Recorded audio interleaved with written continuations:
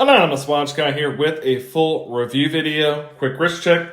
Scurfa Treasure Secret today. Definitely a favorite. But today we're taking a full review look at the Tissot Heritage 1938 chronometer that we unboxed on the channel here a little while ago now. Finally getting back around to the full review treatment on this one. I've definitely liked this watch. Love the vintage appeal and design on this one. Definitely some great dimensions on it as well. Going to work well for a lot of wrist sizes. And that beautiful salmon dial just looks great. There's a lot to like about this watch, as well as the chronometer grade movement at this price point. Always good to see as well. So this one is a 39 millimeter watch. You do have a 20 millimeter lug opening. You do have a lug to lug distance of 46.5 millimeters, according to my measurement anyway.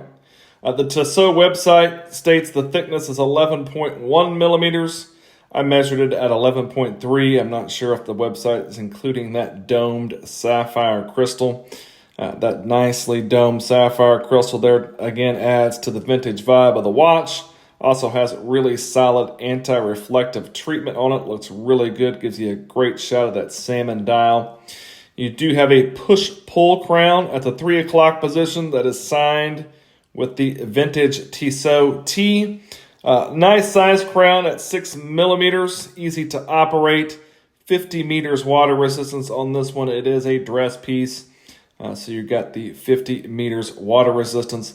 And of course, this has the chronometer grade ETA 2824-2 in it, adjusted to 5 positions.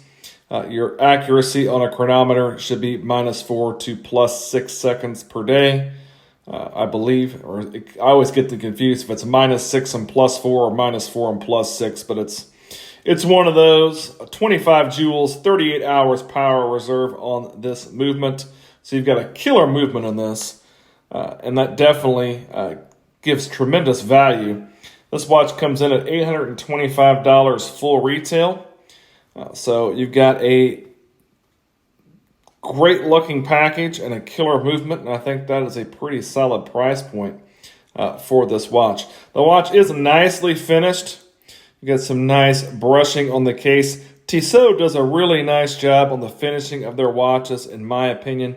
At this price point, I think they do a really solid job. All the pyromatics are also very nicely finished as well. Had something on the lug there. You've got some nice brushing on the top of the lugs. Very nicely brushed side of the case. You've got a high polish on the kind of fixed stainless steel bezel, if you want to call it a bezel, going around the dial here. So some nice contrast in finishing there as well. Nice knurling or coin edging there on the crown. Again, very easy to operate. Really nice piece of glass on this one too. Domed sapphire crystal. Looks really, really good. Great anti-reflective treatment. Gives you a nice shot of that beautiful salmon dial. The salmon dial on this one also has a bit of a metallic appearance to it as well. It has some nice, I don't want to say sparkle, but there's a grainy appearance to it as well on certain lights. It's kind of hard to capture on camera, but in person, this dial looks really, really good. You've got your printed on railroad track going around the outside there for your minute track, and then your black block style Arabics, each one of your hour indicators here. You've got the old school vintage Tissot logo up there beneath the 12 o'clock position, and then just chronometer printed above the 6. No date, love a no date movement. Nice clean dial presentation. Not a lot of text. That's also nice to see as well. I still think that chronometer printing would look better in a script similar to the Tissot script. I think it looks a little bit out of place on the dial to me. I would like to see it perhaps a little bit smaller or in a similar script to the Tissot logo. But nonetheless, a gorgeous looking dial. You've got kind of a jet black, inky black stick style handset. And seconds hand, no loom on this watch at all. Again, it is a dress piece, so no loom on this watch, so no loom shot, but very legible at a glance. Really easy to read the time, and just a great contrast between the deep black and that light salmon dial. I think it looks great on wrist. Really nice looking watch. You've got a leather strap in a gray color. I think that matches well as well. You've got a matching gray stitch. You do get quick release spring bars, no drilled lugs, but quick release spring bars. Tissot branding on the back of the strap. You do have one fixed and one floating keeper, and you've got your stainless steel buckle there as well with the Tissot logo in that vintage script, just like you find it on the dial. Wears very nicely on wrist, very comfortable strap. You do have the display case back on the back as well, showing you that chronometer grade ETA 2824-2 movement. You've got a gold tone Tissot rotor there, branded. Also says chronometer on the rotor. You've also got a spec sheet going around the back of the case as well. Not the most beautifully decorated movement, but it is nice to see. Looks pretty good. I definitely like the gold tone Tissot rotor. Kind of reminds me of the old school gold Zen rotors that Zen uses on their movements. Very nice looking display case back. Very nice looking watch overall. Nice thin profile. Wears comfortably on wrist. Very nicely finished.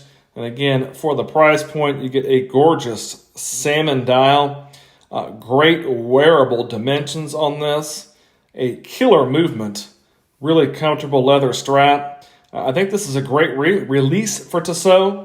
I'm definitely a big fan of this one. It also comes in kind of a black and gilt looking version, and there's also a version for a little bit more money with a small seconds complication.